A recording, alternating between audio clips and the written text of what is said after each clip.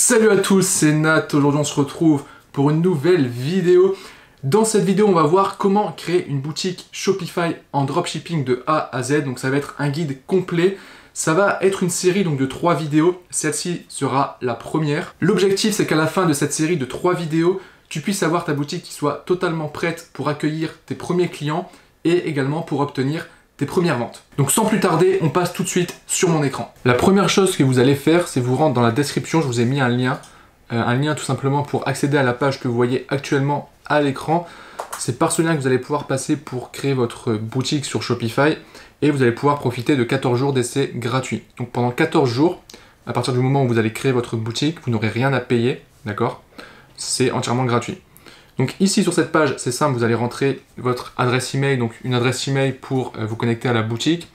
Pas de panique, cette adresse, vous pourrez la modifier plus tard si vous le souhaitez. Donc moi je vais mettre ici tout simplement mon adresse de contact. Ensuite on clique ici sur Start Free Trial. Là ça va nous demander un mot de passe pour la boutique, donc ici vous allez mettre votre mot de passe et ici un nom pour la boutique. Le nom c'est pareil, vous pourrez le modifier. Par défaut, sur votre boutique, vous allez avoir un nom le nom de votre boutique .myshopify.com. Je vous montrerai plus tard comment vous allez pouvoir acheter un nom de domaine pour que vous puissiez avoir le .com ou le .fr comme vous le voulez. Donc ici, vous mettez le nom que vous souhaitez. Et ensuite, vous cliquez sur Create Your Store.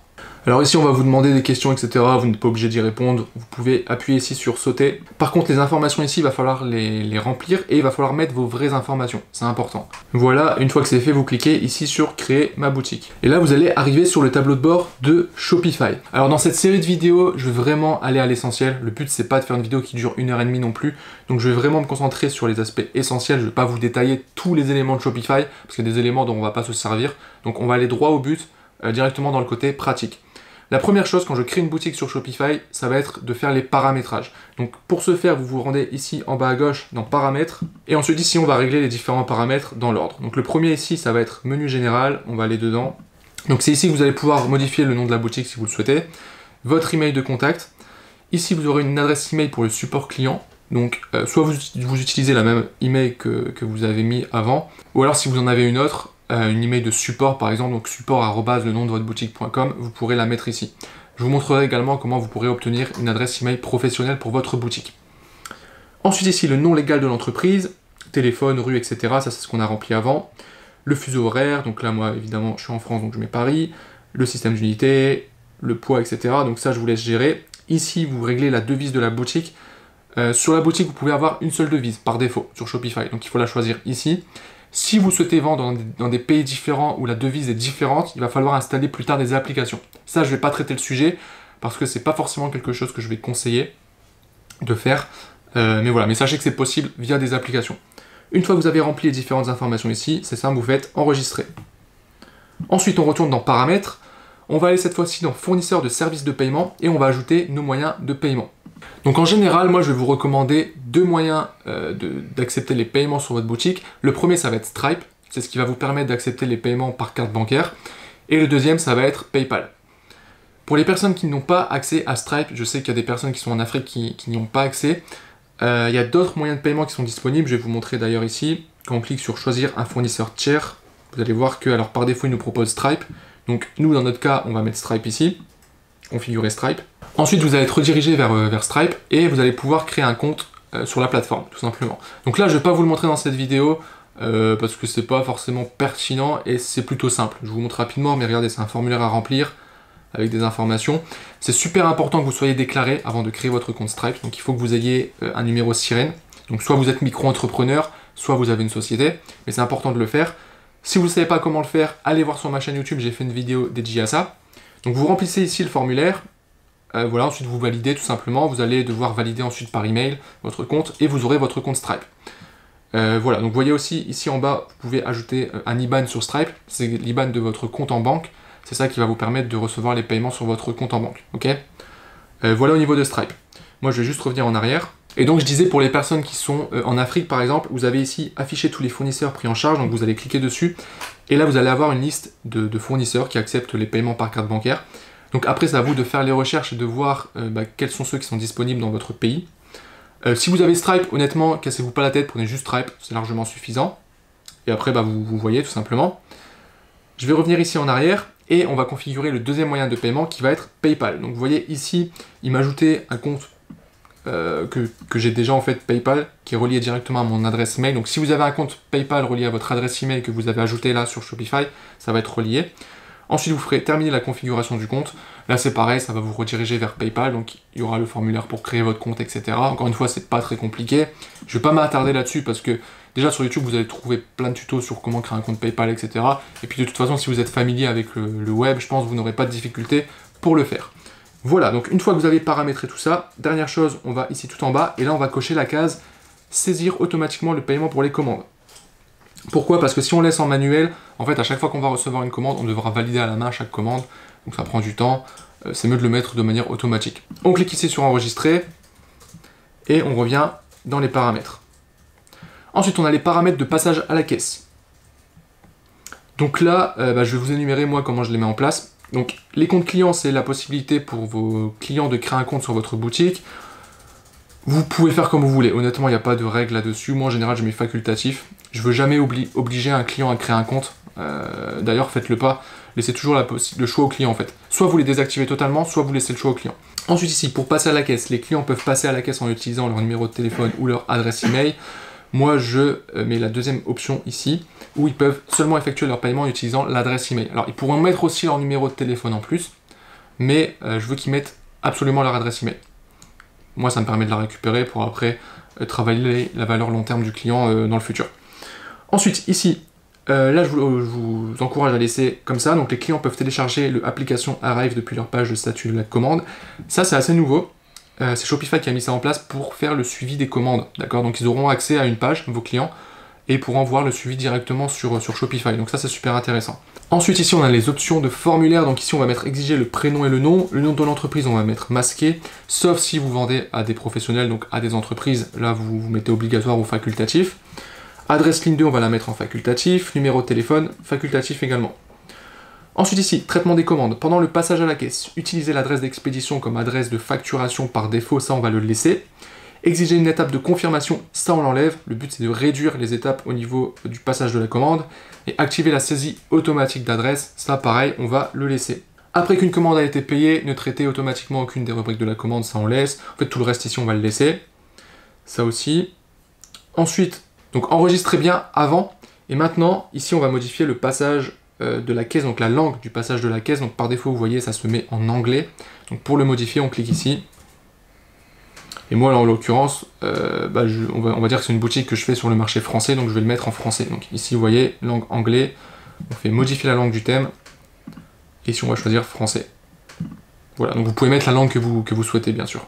Ensuite, on continue, on retourne ici dans paramètres. Ensuite, on va paramétrer les paramètres d'expédition.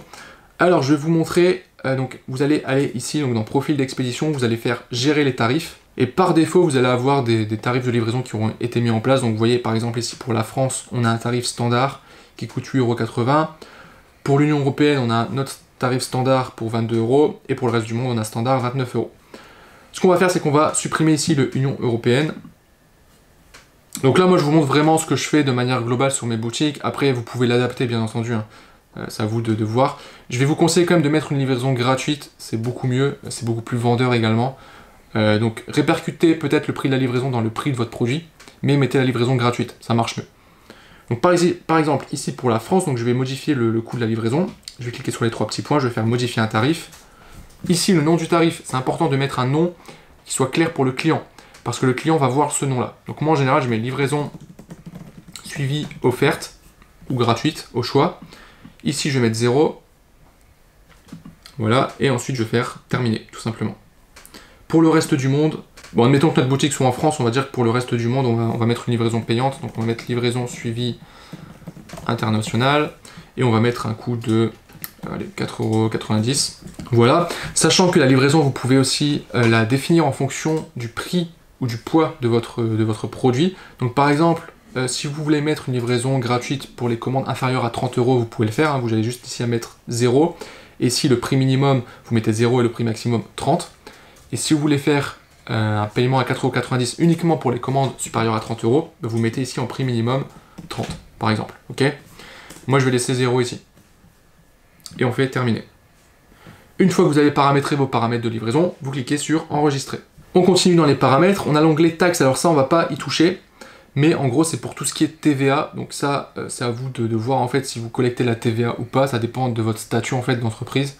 Si vous êtes en micro-entreprise et que vous venez de débuter, vous n'aurez pas la TVA, donc vous n'avez rien à toucher à ce niveau-là. Sinon, ici vous pouvez configurer la TVA pour chaque pays, donc par exemple l'Allemagne, ça serait, si je dis pas de bêtises, je crois que c'est 21. Donc si vous mettez le pourcentage tout simplement, vous faites enregistrer. Et vous faites ça en fait pour tous les pays dans lesquels vous vendez. On revient ici dans paramètres, emplacement ça on va pas l'utiliser. Notification ça va être tous les emails qui vont être envoyés automatiquement au client quand il va faire une action sur votre boutique. Donc par exemple une commande, un remboursement de commande, une annulation de commande, un panier abandonné, etc. Vous avez tous les templates ici, donc ça pareil, je ne vais pas rentrer dans les détails, vous irez voir par vous-même. Shopify vous les fournit par défaut, donc ils sont déjà très très bien. Vous pouvez les modifier si vous le souhaitez, mais honnêtement vous n'êtes pas obligé du tout. On revient ici dans paramètres, ici on a un onglet fichiers, c'est là qu'on va pouvoir mettre des fichiers sur notre boutique, donc des images, des fichiers PDF si on le souhaite, des fichiers audio, des vidéos, etc. qu'on pourra ensuite utiliser sur la boutique. Donc ça peut être intéressant. On va pas forcément l'utiliser de manière directe, mais en fait vous allez voir quand on va configurer la boutique, notamment toute la partie design, on verra que les fichiers en fait vont se mettre automatiquement ici, quand on va les ajouter. On continue, canaux de vente, c'est pour gérer les différents canaux de vente de votre boutique. Donc par défaut, vous avez ici le canal de vente Online Store qui correspond en fait à votre boutique Shopify. Vous pouvez ajouter d'autres canaux. Donc par exemple, si vous souhaitez vendre directement sur Facebook, sur Instagram par exemple, ou d'autres réseaux sociaux.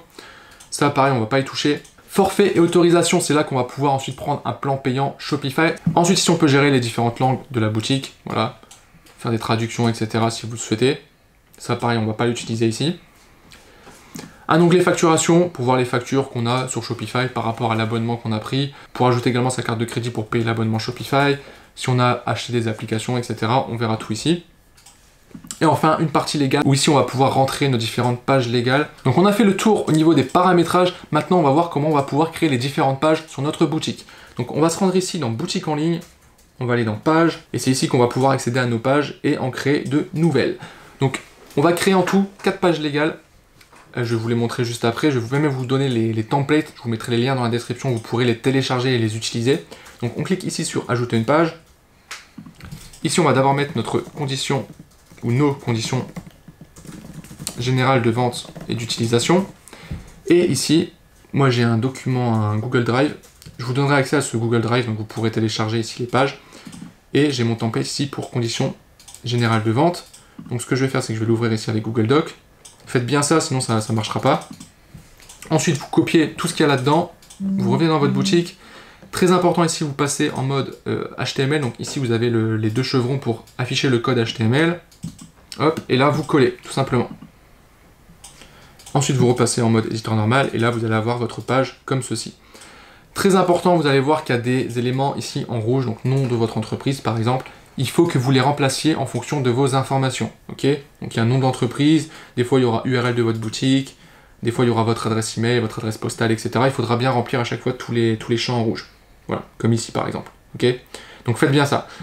Ensuite, une fois que c'est fait, vous cliquez sur enregistrer. On retourne dans page et on va faire exactement la même chose pour les 3 autres pages légales. Donc on a ici la politique de confidentialité. Voilà, donc pareil, je copie ça.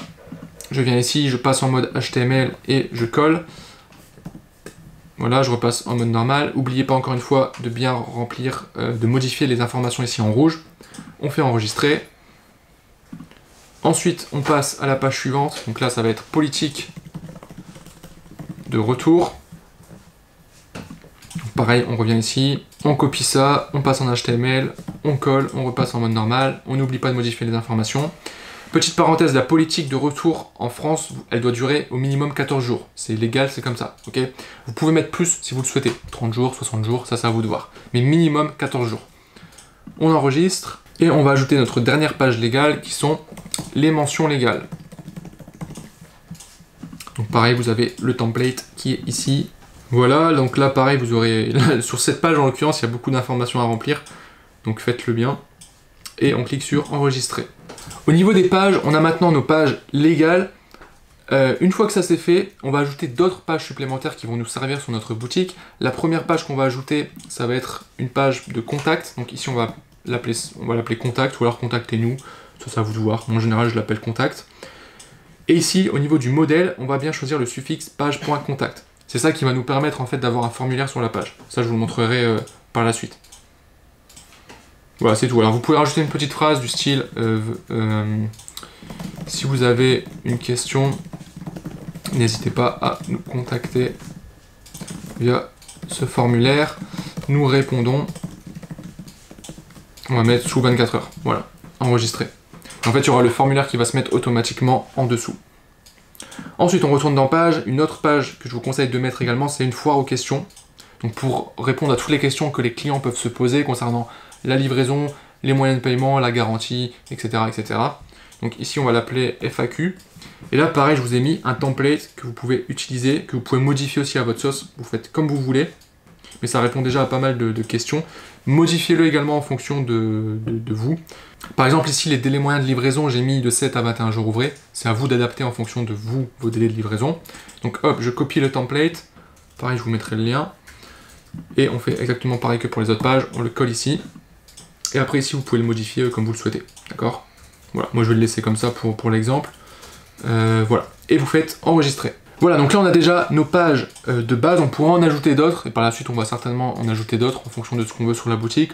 On pourra ajouter une page à propos, vous pouvez le mettre, c'est pas forcément utile, mais c'est toujours mieux, donc c'est à vous de voir après, de voir les différentes pages que vous souhaitez ajouter. Donc maintenant qu'on a nos pages, on va créer nos menus de navigation. C'est ce qui va nous permettre, ou plutôt c'est ce qui va permettre aux visiteurs de notre site d'accéder aux différentes pages. Donc on va se rendre ici dans navigation, et en fait, on va créer deux menus. Le premier menu, ça va être le menu qui est ici, donc le main menu. Ça va être le menu qui sera tout en haut de notre site, sur lesquels les gens pourront naviguer.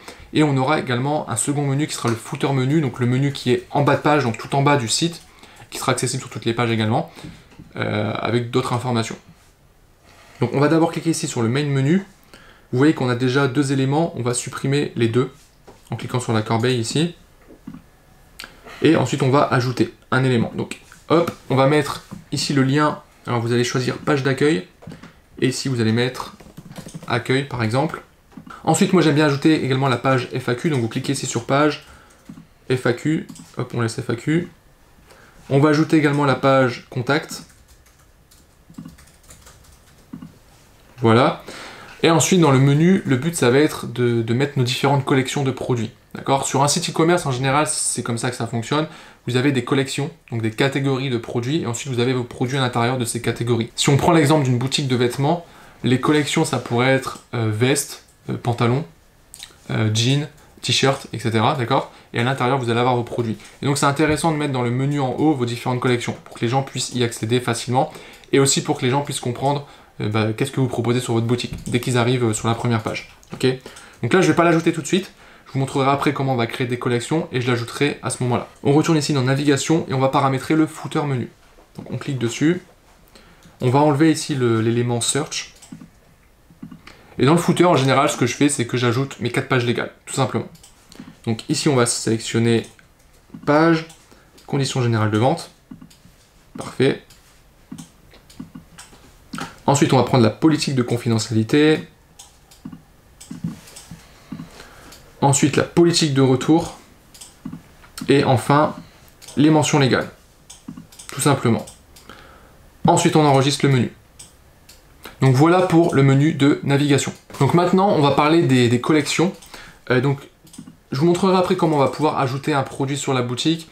J'ai un produit d'exemple que je vous montrerai également. Mais admettons que voilà, on garde l'exemple de la boutique de vêtements. On va dire on a une catégorie haut, une catégorie bas, d'accord? Dans haut, on va avoir t-shirt et veste, et dans bas, on va avoir pantalon et short, par exemple, ok? Donc, admettons que vous voulez mettre en place ce genre d'architecture sur votre boutique. On va se rendre ici dans produit, ici dans collection. Vous voyez qu'on a déjà une collection qui est créée qui s'appelle homepage, donc ça, on va pas y toucher. Et en haut à droite, on va cliquer sur créer une collection. Et ici, on va l'appeler haut, tout simplement. Donc là, on pourra ajouter une description à la collection, vous n'êtes pas obligé de le faire. C'est à vous de voir, voilà. On peut ajouter également une image ici qui représente la collection. Donc pareil, ça vous pouvez le faire ici. Ensuite, ici en dessous, vous avez un système pour ajouter automatiquement les produits à la collection. Donc vous avez un système d'automatisation où en fonction des conditions qu'a le produit, donc ça peut être la balise du produit, le titre du produit, le prix du produit, etc. Ça va la mettre automatiquement dans la collection. Donc par exemple, on pourrait mettre une règle qui est que tous les produits au-dessus de 30 €, on les met dans la collection haut. Ok. Ce qui va se passer, c'est qu'à chaque fois qu'on va ajouter un produit sur la boutique, les règles, les conditions que vous voyez ici vont s'appliquer sur le produit et ça va automatiquement comme ça ranger les produits dans la collection. Ça en général je l'utilise pas, ça peut être utile si vous avez beaucoup de produits, sinon vous mettez tout simplement ici en manuel, ok, et vous faites enregistrer. Ensuite on fait la même chose, on va créer les autres collections, donc on va mettre bas ici. Voilà, donc là j'ai bien créé mes différentes collections, vous les voyez ici. Une fois que vous avez créé toutes vos collections, maintenant on va aller les mettre dans le menu de navigation et je vais vous montrer aussi comment vous allez pouvoir faire des sous-collections avec les menus. Donc on retourne ici dans boutique en ligne, dans navigation, on va aller dans le main menu. Ici on va ajouter un élément, donc on va d'abord mettre la collection O. Donc ici vous sélectionnez collection et vous faites O. Parfait. On va la prendre ici, on va la glisser juste après l'accueil. Ensuite, on va mettre la collection bas, comme ça. On va la mettre juste derrière la collection haut. Et maintenant, ce qu'on veut, c'est que la collection veste et la collection t-shirt, elles soient en dessous de la collection haut. C'est-à-dire qu'on va cliquer sur la collection haut, ça va dérouler un menu en fait avec la collection veste et la collection t-shirt juste en dessous. Donc pour faire ça, c'est simple. D'abord, ici, on va ajouter la collection t-shirt. Et en fait, vous allez simplement le prendre et le glisser ici dans haut. Vous voyez, ça va faire ça. Et ici, du coup, on va ajouter la collection veste. Donc c'est assez intuitif à mettre en place, c'est plutôt simple. Et ensuite, on va faire pareil pour bas. Avec ici pantalon. Et on va ajouter également t-shirt. Voilà, on les prend et on les met dans bas. Comme ça. Voilà, une fois que c'est fait, on enregistre. Je vais juste vous montrer quand même sur la boutique, comme ça vous allez voir à quoi ressemble le menu déjà. Donc là évidemment il n'y a encore rien sur la boutique, c'est normal, mais vous voyez que le menu ici on a haut, bas. Si je clique sur haut, hop, on a t-shirt, veste. Si je clique sur bas, on a pantalon, t-shirt. Ok. Voilà comment ça marche au niveau des collections. Maintenant, on va voir comment on va pouvoir ajouter des produits sur notre boutique. Alors dans l'exemple de cette boutique, je vais ajouter uniquement un produit, mais en fait, le principe est le même, que vous ajoutiez un produit ou 500 produits, c'est toujours la même étape à réaliser. Donc c'est pour ça que moi je vais le faire qu'une seule fois pour simplifier la vidéo.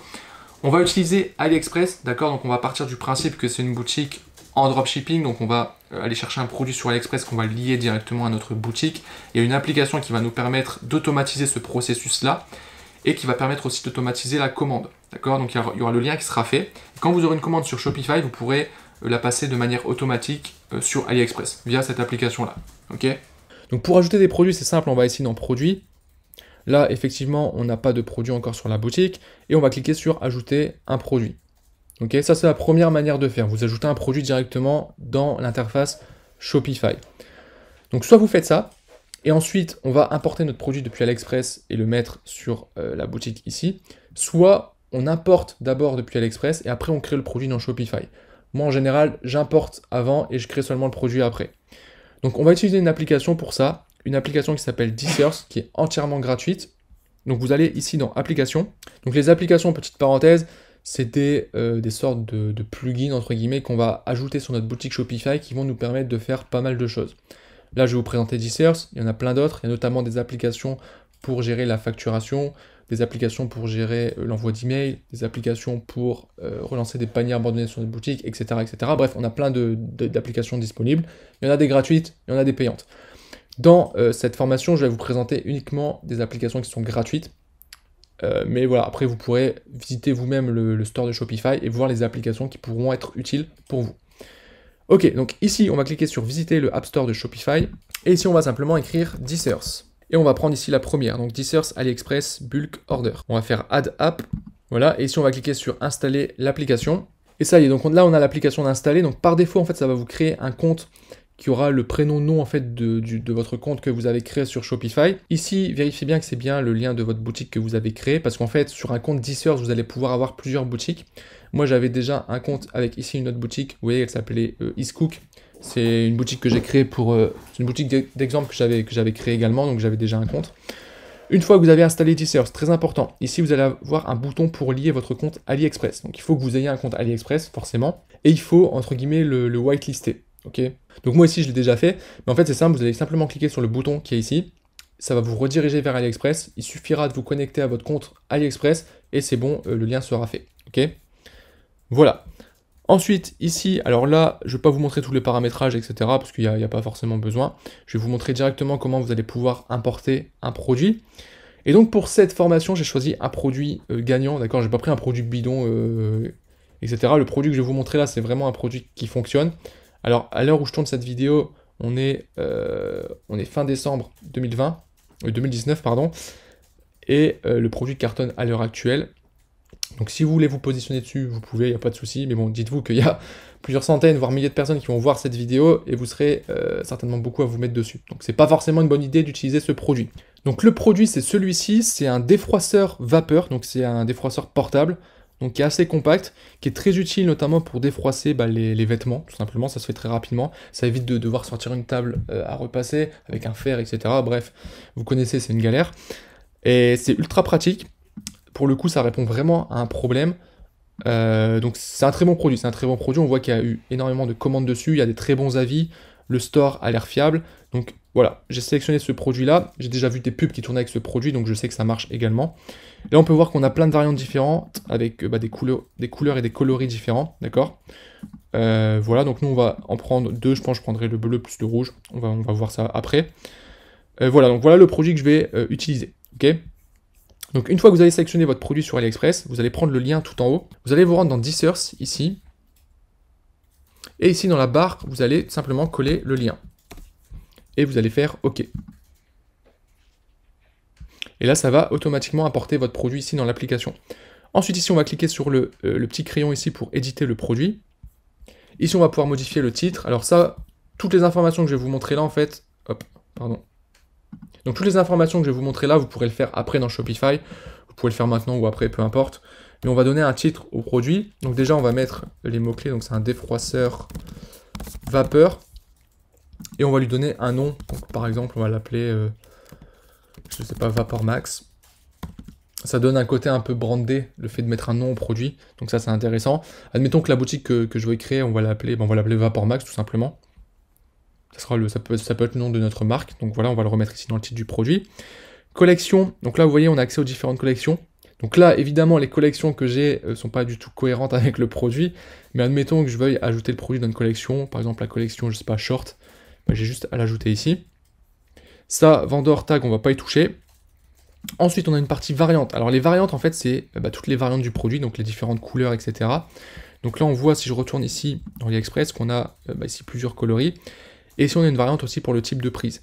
Alors là, ils ont ajouté une variante type de prise européenne. Donc nous, forcément, c'est ce qu'on veut. Mais il n'y a pas d'autres variantes, en fait. Donc c'est un petit peu bizarre. Bon, c'est pas gênant en soi. On va le paramétrer ici. Donc là déjà on va sélectionner les couleurs qu'on veut. Donc moi je vais prendre juste la bleue et la rouge. Les autres on va les supprimer, donc on va les sélectionner comme ça. Donc une fois que vous avez sélectionné les différentes variantes, vous cliquez sur Action, vous faites Remove SKU pour supprimer les variantes tout simplement. Vous faites Yes. Et voilà, il ne reste plus que les deux variantes. Le SKU ici, ça on va pas y toucher.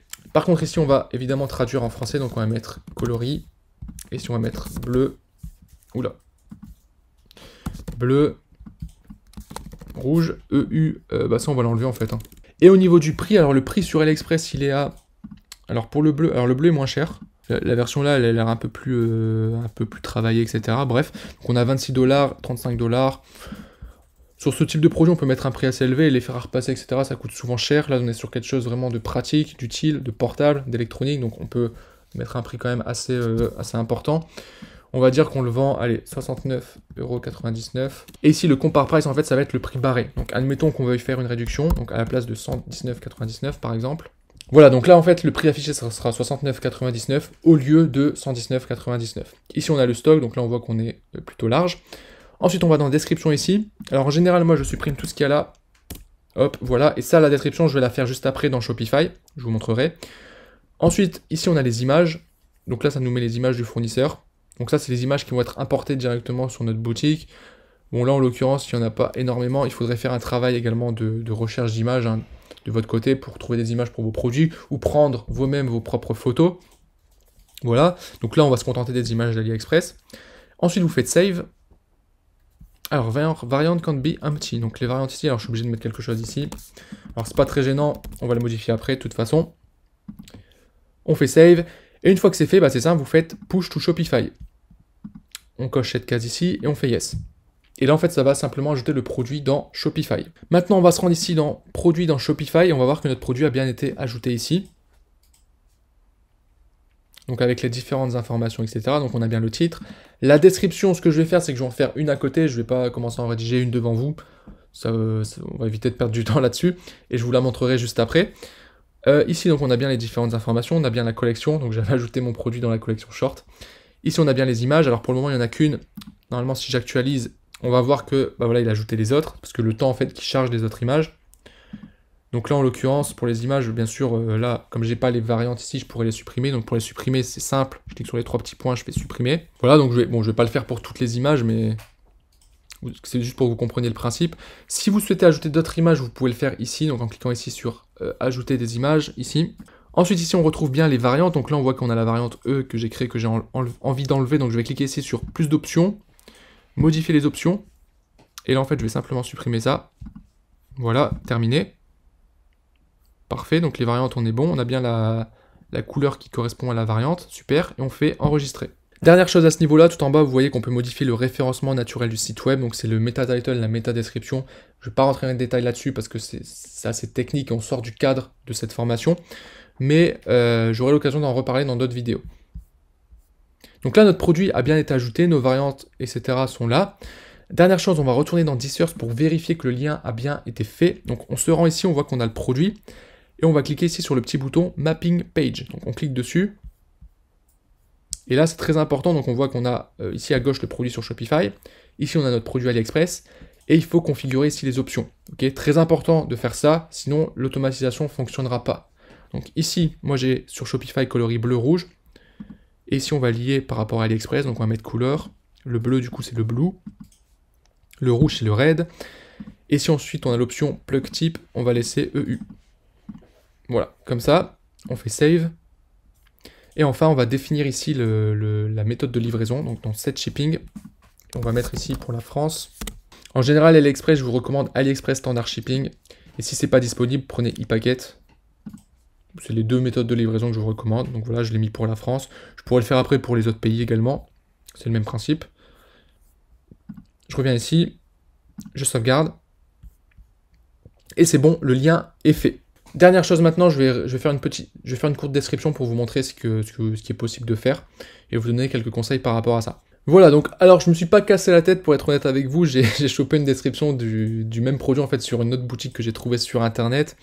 Je vous déconseille fortement de faire ça, ok? Là je l'ai fait pour l'exemple de la vidéo, mais ne faites surtout pas ça. Parce que au niveau de Google déjà, ça va faire du contenu dupliqué et Google va vous pénaliser pour ça, donc va moins bien référencer votre site. Et puis si le site se rend compte que vous copiez ces descriptions, etc., ça va pas forcément les plaire et vous pourrez avoir des problèmes. Donc faites pas ça, prenez le temps de rédiger vos fiches produits comme vous le souhaitez. Voilà. Donc là vous voyez j'ai copié du coup, ne gaspillez plus votre temps et votre énergie à repasser vos vêtements avec des fers à repasser traditionnels. Avec ce défroisseur vapeur, cette corvée ménagère ne sera plus jamais laborieuse et désagréable, etc., etc. Donc au niveau de la description, vous voyez, elle est assez bien travaillée. La personne qui a fait cette description l'a plutôt très bien faite. Elle met en avant les problèmes et aussi les solutions et les avantages du produit. Ne gaspillez plus votre temps, votre énergie, etc.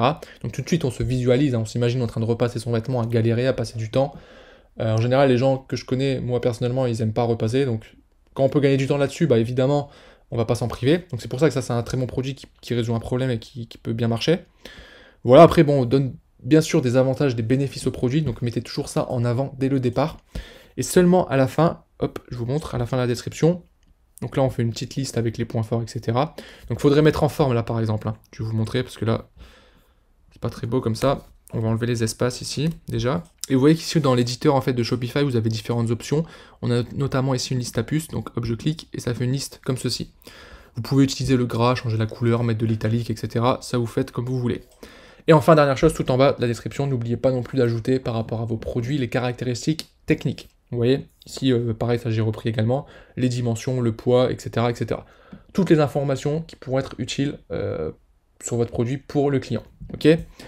Une fois que ça c'est fait, vous vérifiez que tout est bien en ordre, que vos photos sont bien, etc. Voilà, et vous faites enregistrer. Et c'est tout, on a ajouté notre produit, donc vous pouvez répéter l'opération pour ajouter d'autres produits sur votre boutique. Après, c'est à vous de mettre en place les différents éléments. Voilà, j'en ai terminé pour cette première partie de la formation sur comment créer sa boutique Shopify en dropshipping.